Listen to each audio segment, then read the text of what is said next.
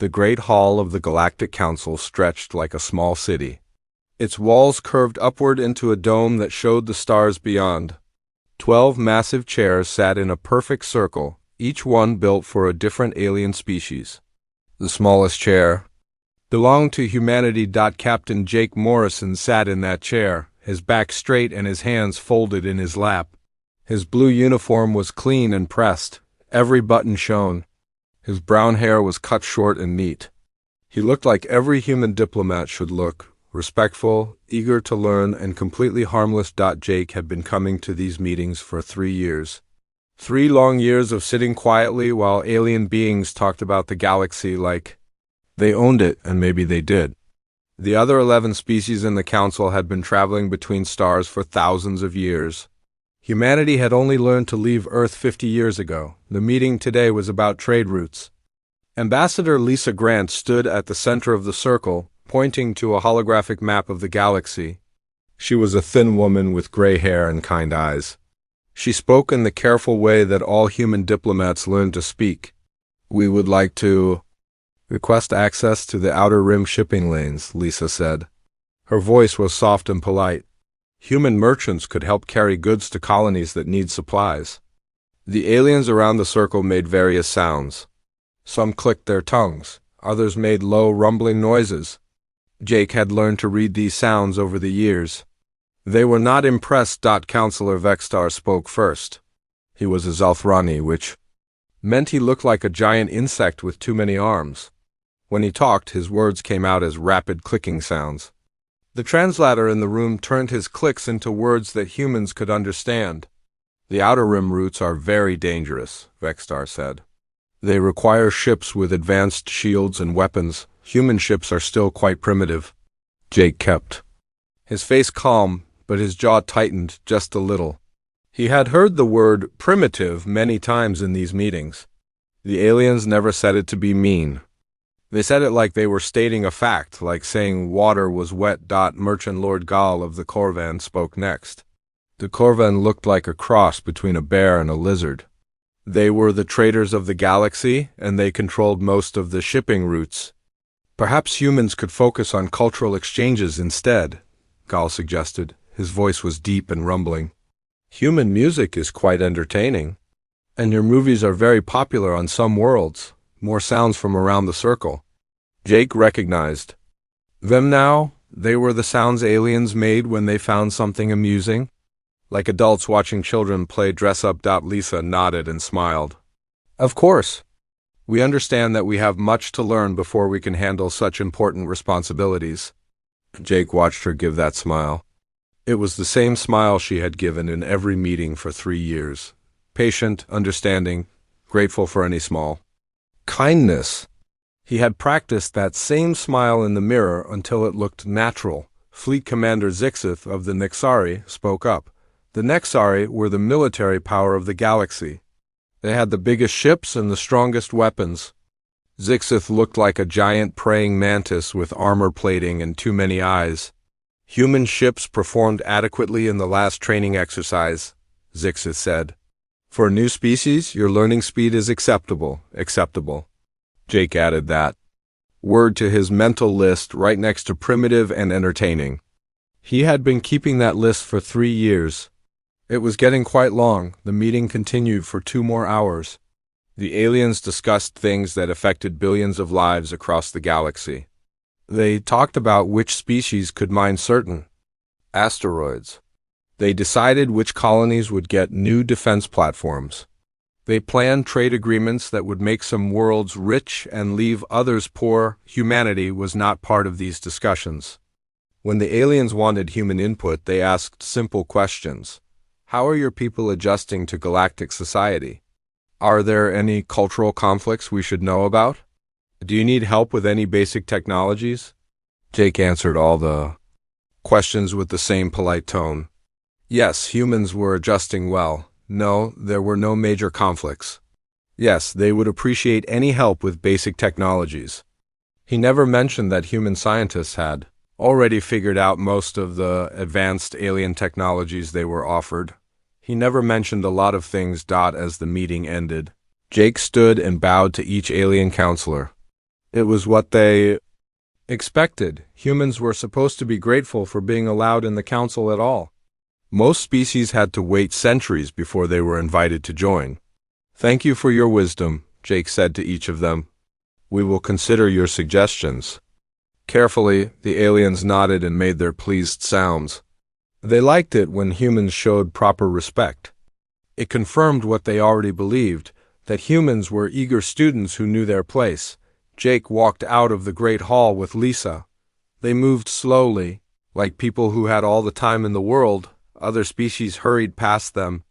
The galaxy was full of important business, and everyone had somewhere urgent to be, except humans, apparently. "Another productive meeting," Lisa said when they were alone in the corridor. Her voice was neutral, but Jake caught the slight edge to it. "Very productive," Jake agreed. "We learned a lot." They always said that. We learned a lot. It was true, but not in the way the aliens thought. Jake pulled out a small device from his pocket. It looked like a simple communicator, the kind that human diplomats used to stay in touch with Earth, but it was much more than that. It was a recorder, a scanner, and a transmitter all in one for 3 years.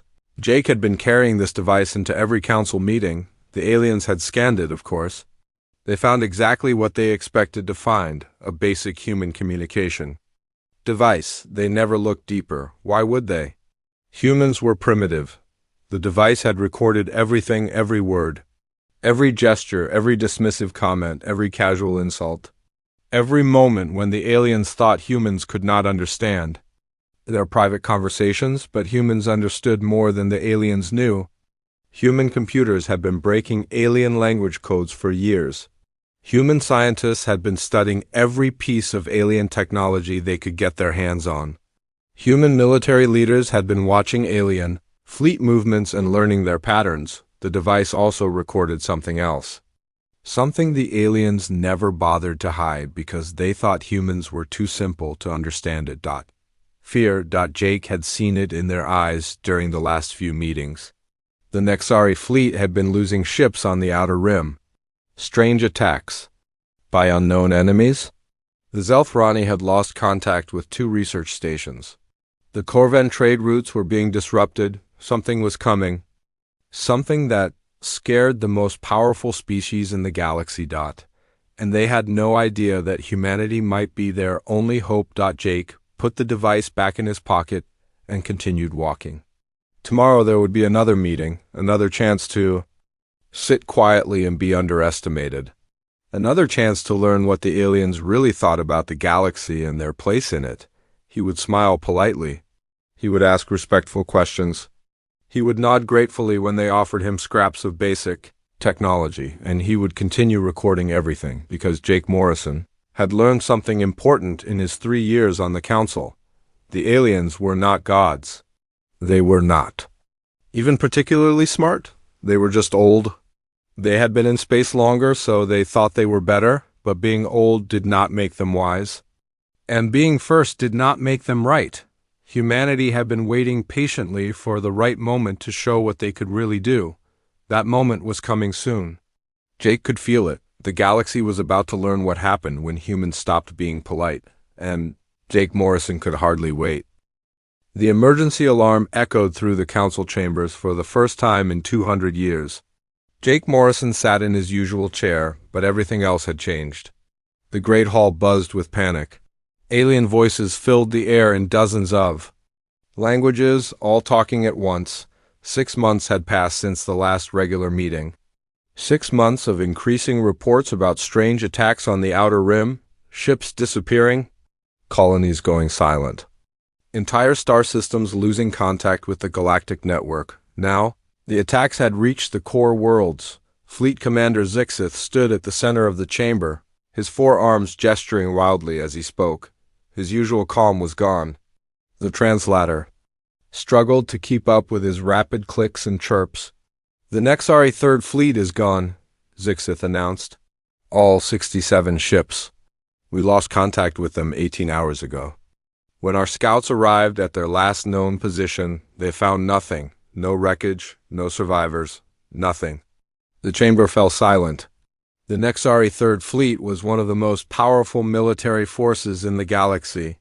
67 warships with the best weapons and shields that alien technology could produce. They had been sent to investigate the attacks on the Outer Rim. Now they were gone, Counselor. Vextar's translator made worried clicking sounds. What about the automated distress signals? All Nexari ships have emergency transmitters? The transmitters were found floating in space, Zixith replied. Completely intact. They had been carefully removed from the ships before ... He paused. Before whatever happened to the ships, Jake listened to this exchange with growing interest. This was not random destruction. This was intelligent, methodical. Someone or something was taking apart the galaxy's most advanced military forces piece by piece. Ambassador Lisa Grant spoke up from beside Jake. Do we know who is responsible for these attacks? The aliens around the chamber made various sounds of frustration and fear. After 6 months of investigations, they still had no real answers. We have designated them as the Devourers, said Merchant Lord Gall. His usually confident voice shook slightly. They appear to be machines of some kind. Artificial intelligence? Perhaps they take our ships apart and use the pieces to build more machines.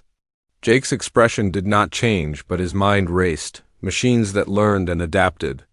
Artificial intelligence that could take apart advanced warships. He had seen this before, but the aliens would not know that. The Devourers seemed to learn from each encounter, Zixith continued. Our first battle groups used standard attack patterns. The Devourers adapted to those patterns and defeated the next battle groups easily. Our scientists tried new shield configurations. The Devourers learned to penetrate those shields within hours. They are getting stronger, Vextar added. Each victory teaches them more about our technology. Each captured ship gives them more resources to build new machines. The chamber erupted in arguments. Some aliens wanted to evacuate the core worlds. Others demanded a massive military response. A few suggested trying to negotiate with the Devourers. Jake sat quietly through all of this, but he was not really listening to the arguments. He was thinking about the data he had been collecting for 3 years. Ship designs, weapon specifications, shield frequencies, battle tactics. The aliens had been very careful not to share their military secrets with humanity. They had given humans basic information, but nothing that could be used to build serious weapons. They wanted to keep humanity weak and dependent, but Jake had been recording everything. Every casual comment about ship design. Every discussion of battle tactics, every mention of weapons technology. The aliens talked freely in front of humans because they thought humans were too primitive to understand the implications. They were wrong. We need to know more about these Devourers, Jake said suddenly. His voice cut through the arguing voices around the chamber. The aliens stopped talking and looked at him. It was unusual for a human to speak up during a crisis meeting. What do you suggest? Zixith asked. His tone was polite but dismissive. What could humans possibly contribute to a military problem? Jake stood up slowly. We would like to volunteer to gather intelligence on the Devourers. Human ships are small and fast. We might be able to observe them without being detected. The chamber filled with the sounds that aliens made when they found something amusing. The idea of humans conducting military reconnaissance was apparently quite funny. That is very brave, Vextar said. But human ships do not have the sensors needed for this kind of work. And if the Devourers can destroy Nexari warships, they would certainly destroy human vessels. We understand the risks, Lisa said, but we want to help. This threatens all of us. More amused sounds. The aliens appreciated human enthusiasm, but they clearly did not take the offer seriously. Perhaps humans could help with evacuation efforts instead, suggested Gal. Your ships could transport civilians away from threatened worlds. Jake nodded. Politely, of course, we are happy to help in any way we can. But inside he was calculating. The aliens had just given him exactly what he needed, a reason for human ships to be in the combat zones. A reason for humans to be near the DEVOURERS. The meeting continued for hours. The aliens discussed their strategies for dealing with the Devourer threat. They talked about new weapons they could develop. They planned defensive positions around the core worlds. All of their strategies were based on the same thinking that had failed for 6 months. They wanted to fight the Devourers using conventional tactics. They wanted to outbuild them or outgun them. Jake knew that would not work. He had seen similar enemies before, though the aliens did not know that the Devourers were not just machines. They were learning machines. Every battle made them smarter and stronger, but Jake also knew something else. Something that might be important later. As the meeting ended, Jake approached Fleet Commander Zixith. "We have some small ships that might be useful for reconnaissance," he said. "They are not armed, but they have good sensors." Zixith looked down at Jake with all 6 of his eyes. "Human sensors are quite basic, but I suppose any information would be helpful. We will do our best," Jake replied. "When do you need us to begin?" "The Devourers are moving toward the Zelthrani research stations in the Kepler sector," Zixith said. "If you could observe their approach and report back, that would be useful," Jake nodded. "We will leave immediately." As he walked away, Jake's mind was already working on the real plan. The aliens thought they were sending human ships to gather basic information. They had no idea what humans could really do. For 3 years, Jake had been playing the role of a grateful junior partner. He had smiled politely while aliens treated humanity like children. He had nodded respectfully while they dismissed human capabilities, but now the galaxy was facing a real threat. Now the aliens needed help, whether they knew it or not. Jake pulled out his communication device and sent a coded message to Earth, 3 simple words that would change everything. Begin Phase 2. Within hours, human ships would be moving toward the Devourer fleet. Not the small scout ships that the aliens expected, but vessels that carried technology the aliens had never seen. Ships that had been built in secret shipyards in the dark spaces between stars. The aliens were about to learn that humanity had been preparing for this moment for years. They were about to learn that the polite, grateful species they had been patronizing was actually the most dangerous predator in the galaxy, and they were about to learn that sometimes the best way to deal with learning machines was to teach them the wrong lessons. Jake Morrison walked out of the council chambers with the same polite smile he had worn for 3 years. But this time, the smile meant something different. This time, it meant the waiting was over. The emergency session had been running for 14 hours. The great council chamber now looked like a war room. Holographic displays showed the positions of fleets across the galaxy. Red markers indicated worlds that had gone silent. The red markers were spreading fast. Jake Morrison sat in his chair, but he was not the same man who had attended polite diplomatic meetings for 3 years. His friendly smile was gone, his relaxed posture had changed. He sat forward now, watching everything with sharp eyes. The news was bad. The Zelthrani research stations had been destroyed. The Corvan trade fleet had been captured intact. The Nexari Home Defense Force had lost half their ships in a single battle. Fleet Commander Zixith stood at the center of the chamber, but he no longer looked like the confident military leader from before. His forearms hung limp at his sides. His 6 eyes were dim with exhaustion. "The Devourers have adapted to every weapon we have used," Zixith reported. "Our plasma cannons worked for 1 battle. Then they built shields that absorbed plasma energy. Our quantum torpedoes destroyed 3 of their ships. Then they learned to deflect quantum explosions back at us." "What about the new shield frequencies?" asked Vexstar. The Zelthrani scientist sounded desperate. His people were known for their advanced technology, but that technology was failing them now. "The Devourers cracked to new frequencies in 6 hours," Zixith replied. "They are learning faster than we can develop new defenses." The chamber filled with the sounds of despair, clicks and chirps and low rumbles that needed no translation. The most advanced civilizations in the galaxy were losing a war against machines. Merchant Lord Gall spoke up. "Perhaps we should consider evacuation. Move our populations to the far rim while we still can." And abandon everything we have built? Vexstar's translator made angry clicking sounds. Thousands of years of civilization? Better than extinction, Gal replied. Jake listened to this debate with growing impatience. For 3 years, he had watched these aliens make decisions that affected billions of lives. They had seemed so wise, so advanced. Now he could see. What they really were, they were children playing with toys they did not understand. The human reconnaissance ship should have reported back by now, Zixith said. Has anyone heard from them?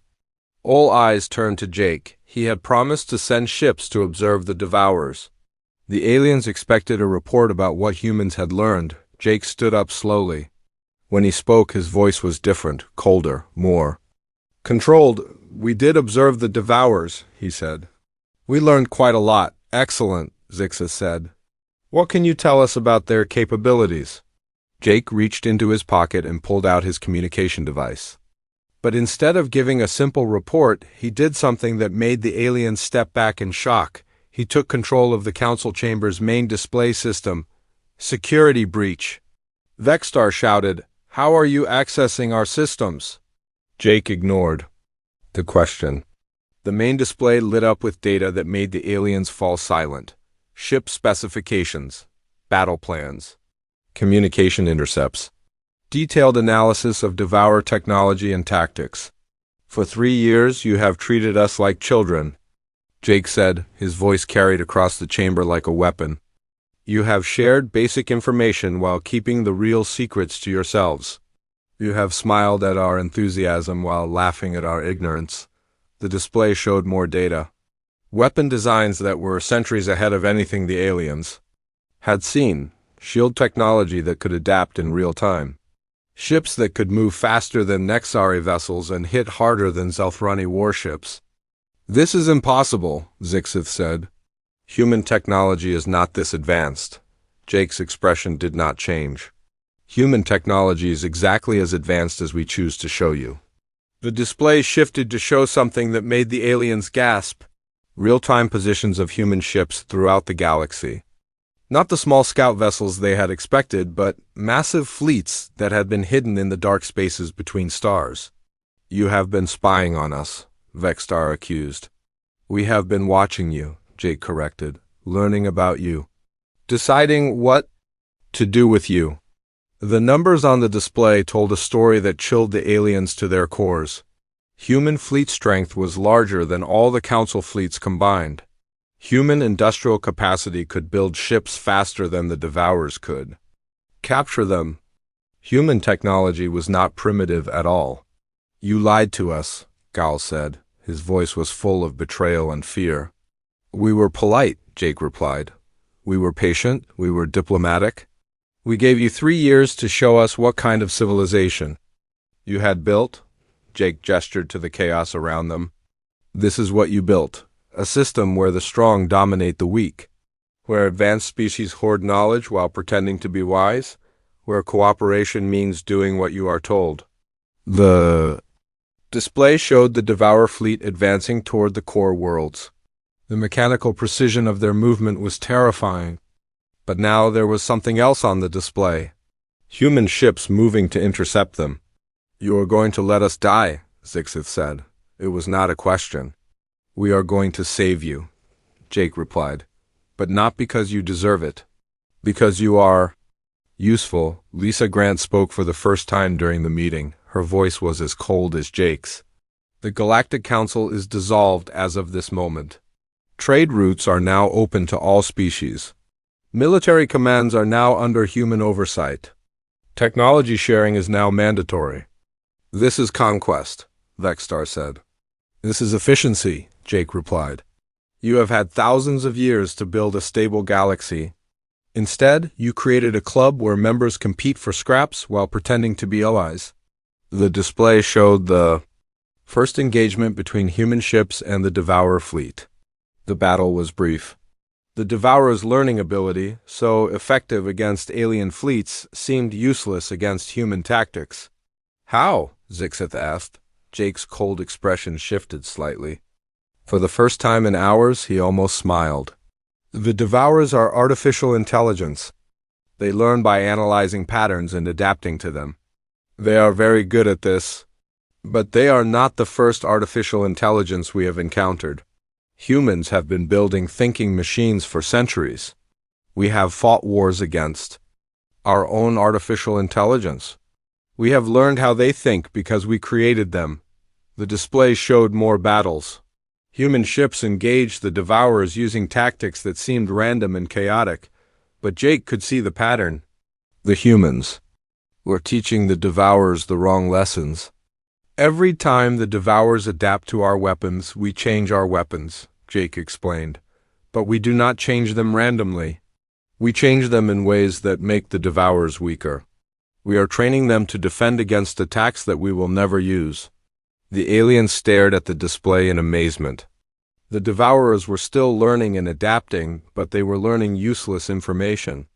They were becoming experts at defending against weapons that existed only in human computer simulations. You planned this, Gal said. You knew the Devourers would come. We did not know about the Devourers specifically, Jake replied. But we knew something like them would come eventually. The galaxy is full of dangers. We prepared for all of them. The display showed the Devourer fleet beginning to retreat. Their learning algorithms were confused by the contradictory information they were receiving. Human ships pursued them, but not to destroy them, to herd them away from populated worlds. What happens now? Vexstar asked. Jake looked around the chamber at the aliens who had treated humanity like children for 3 years. Now you learn what happens when humans stop being polite. The galaxy has new management, Lisa added. You can cooperate with the changes, or you can be replaced by species that will. And if we refuse? Zixith asked. Jake's almost smile disappeared. Then you join the Devourers in the dark spaces between stars. The galaxy is big enough for species that can work together. It is not big enough for species that cannot. The silence in the chamber was complete. The aliens finally understood what they were facing. Humanity was not the grateful junior partner they had thought. Humanity was the apex predator of the galaxy.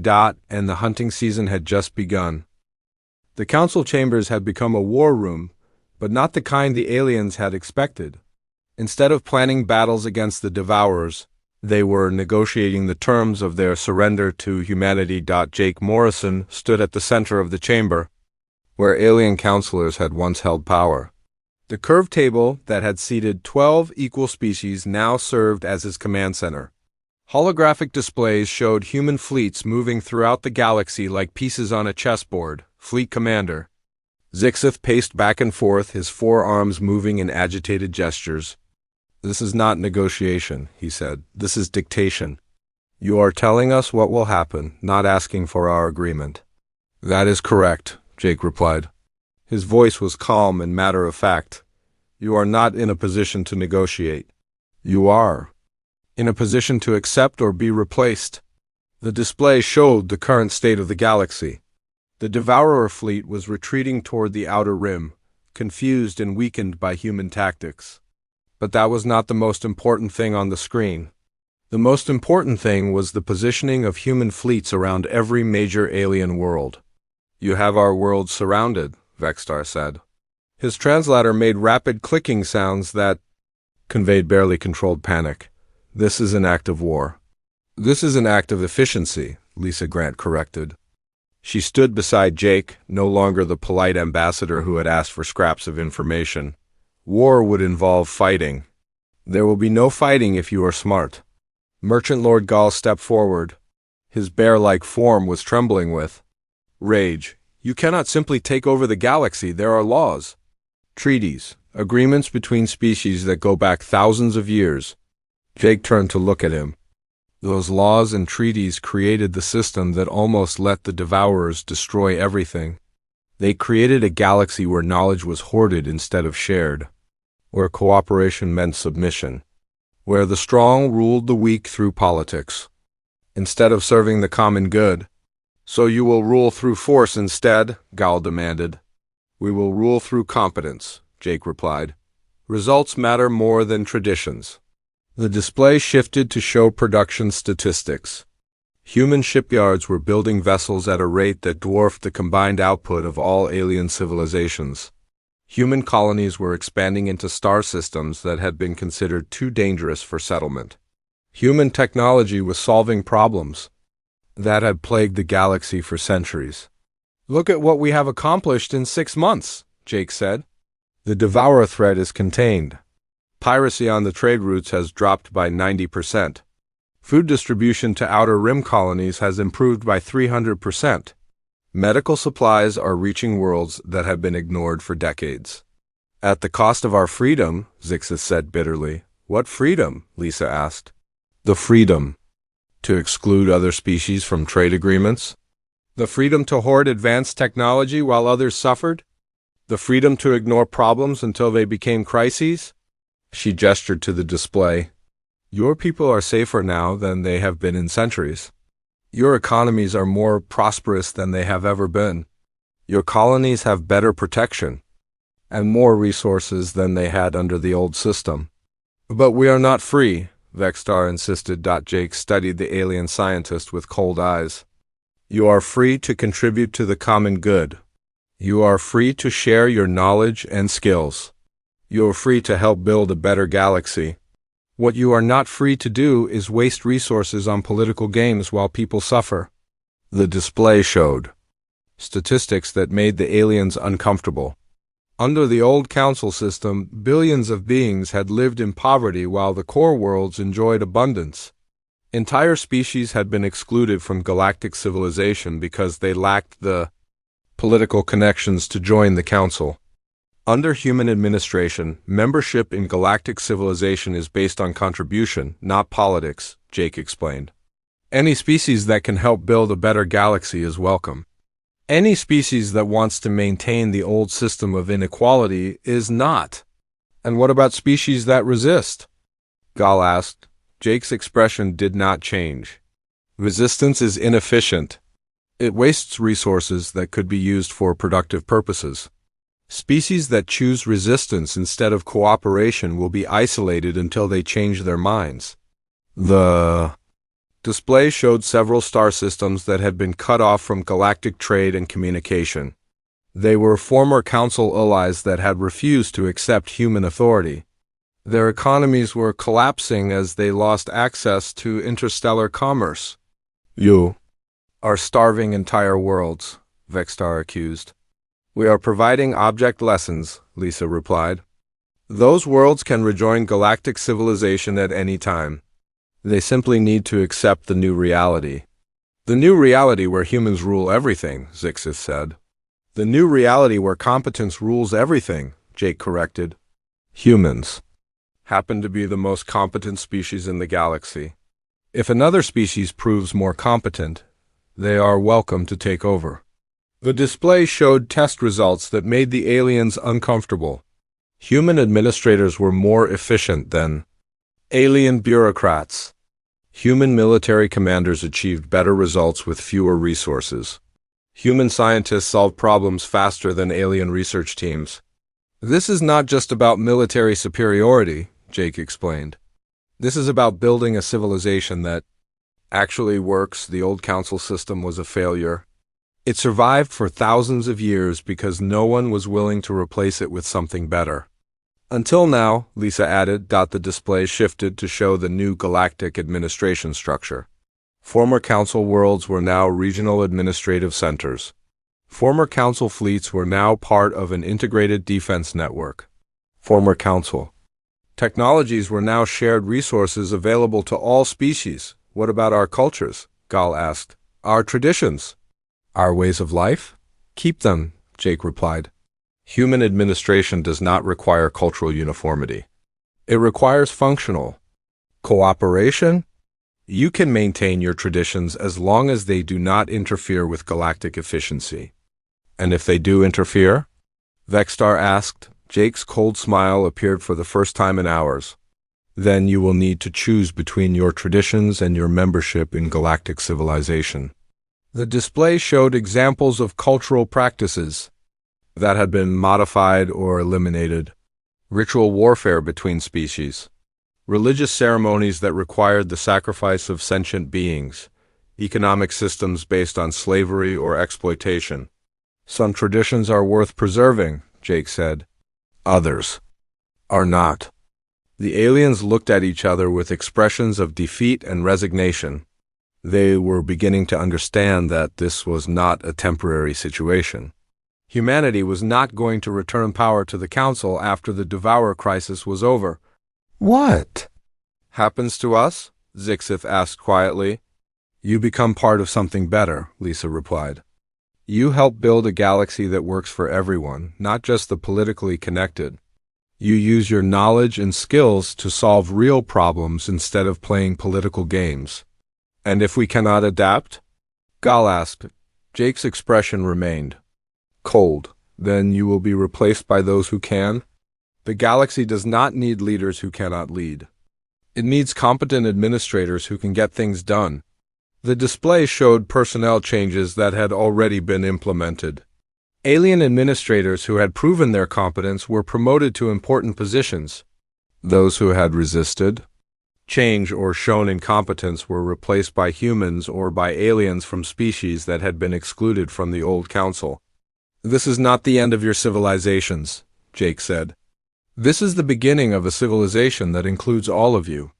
But it will be a civilization based on merit, not politics. On results, not traditions. On cooperation, not competition. The age of the Galactic Council is over, Lisa announced. The age of galactic civilization has begun. The aliens sat in silence, absorbing the reality of their situation. They had spent their entire lives believing they were the masters of the galaxy. Now they were discovering they had been children playing with toys they did not understand, and the adults had finally arrived to take charge. Jake Morrison looked around the chamber at the former council members. Some showed anger, others showed fear. A few showed something that might have been relief.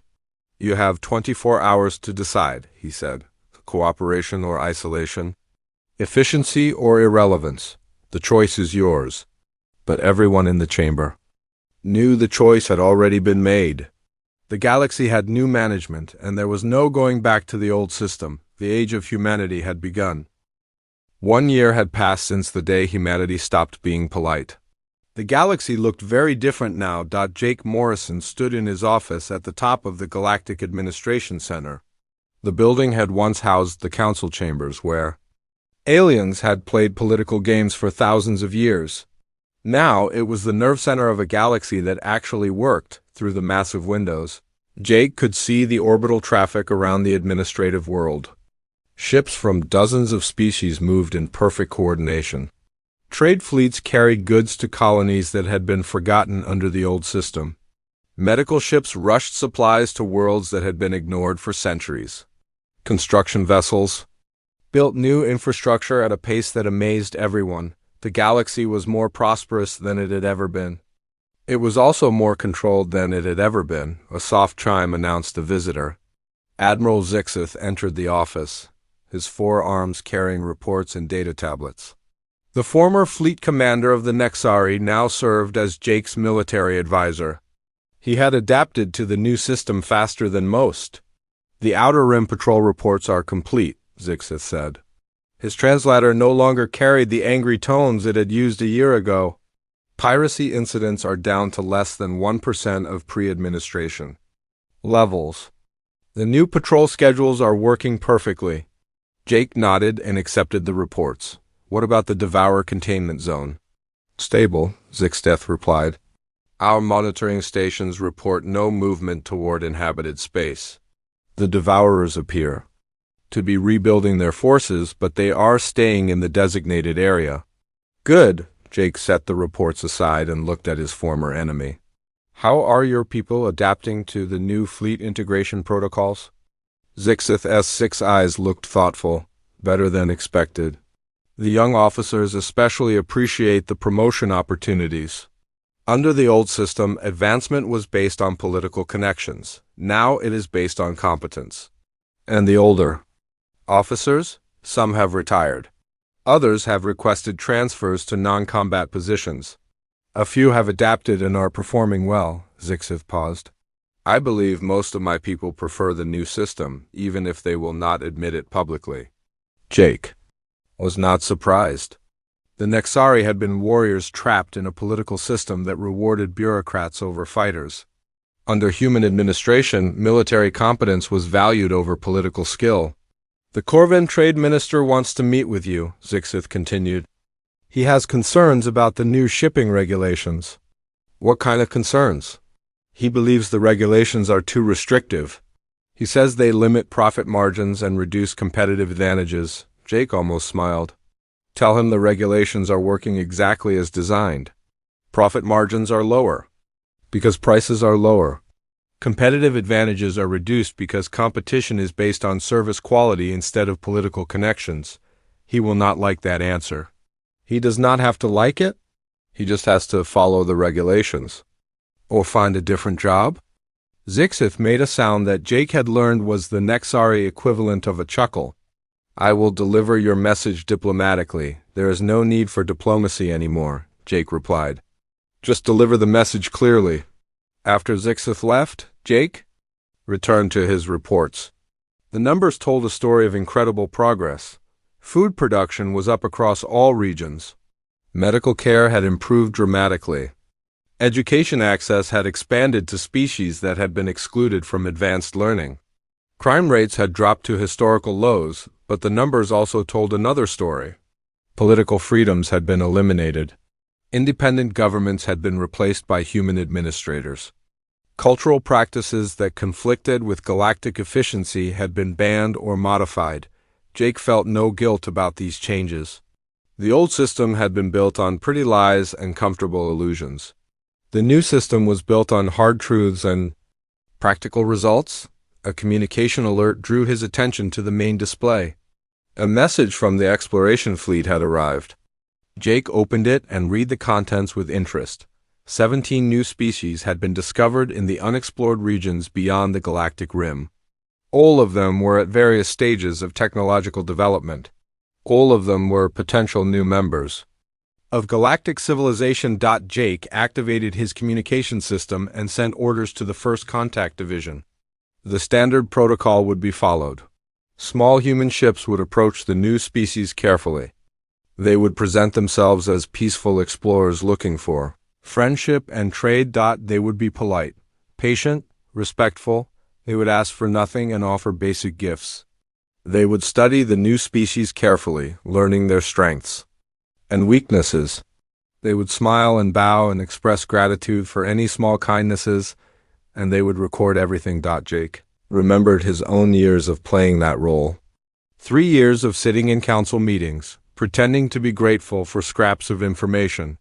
3 years of being treated like a child while gathering intelligence on every species in the galaxy. It had been frustrating at times, humiliating at others, but it had been necessary. The polite mask had allowed humanity to learn what they needed to know before revealing their true capabilities. Now other species would wear that mask. They would think they were the advanced ones welcoming primitive newcomers to galactic civilization. They would be patient with human ignorance and amused by human enthusiasm. They would never suspect that the small, harmless ships carried sensors that could map their entire star systems. They would never realize that the polite human diplomats were actually intelligence officers cataloging their military capabilities and political structures. By the time these new species learned the truth, it would be too late. They would face the same choice that the former council members had faced: cooperation or isolation, efficiency or irrelevance. Most would choose cooperation. The benefits of joining galactic civilization were obvious: access to advanced technology, protection from external threats, participation in galactic trade networks. The galaxy under human administration offered more opportunities than most species could imagine, but some would choose to resist. Some would see human administration as conquest rather than liberation. Some would fight to preserve systems that benefited the few. At the expense of the many, those species would learn what the Devourers had learned: that humanity was very good at teaching lessons to those who refused to learn voluntarily. Jake turned his attention back to his reports. The quarterly production statistics showed continued improvement in all sectors. The new educational programs were producing a generation of beings who thought in terms of galactic cooperation rather than species competition. The cultural integration projects were creating shared traditions that united different species. Instead of dividing them, it was working. The galaxy was becoming the civilization it should have been all along. A soft knock interrupted his thoughts. Lisa Grant entered the office, carrying a cup of coffee and a data tablet. She had been promoted to Director of Interspecies Relations, a position that made her one of the most powerful beings in the galaxy. The Zelthrani research teams have made another breakthrough, she reported. They have developed a new medical technology that could extend lifespans for all species by 30%. Are they sharing it freely? Of course. Under the new research protocols, all major discoveries are shared immediately across all species. Jake nodded approvingly. Under the old system, the Zelthrani would have hoarded such technology for decades while negotiating for political advantages. Now it would be available to everyone within months. The former council members are requesting a meeting, Lisa continued. They want to discuss the possibility of limited self-governance for their home systems. What kind of self-governance? Cultural and religious matters, local economic policies, educational curricula. Nothing that would affect galactic efficiency. Jake considered this, scheduled the meeting. But make it clear that any self-governance would be conditional on continued cooperation with galactic administration. Understood. As Lisa left, Jake returned to his view of the orbital traffic. Ships from dozens of species worked together in perfect harmony. No political games. No hidden agendas. No waste of resources on competition and conflict. The galaxy had learned what happened when humanity stopped being polite. It had learned that efficiency was better than politics. That cooperation was better than competition. That results mattered. More than traditions, some species had learned these lessons willingly. Others had learned them through necessity. But all had learned them, and in the vast darkness beyond the galactic rim, 17 new species were about to begin their own education. They would meet polite human diplomats who smiled and bowed and asked for nothing. They would think they were the teachers in this encounter. They would be wrong. The age of humanity had begun, and it would continue to expand until every species in the universe understood the same simple truth. Being polite was a choice. Being efficient was a requirement. And humanity excelled at both.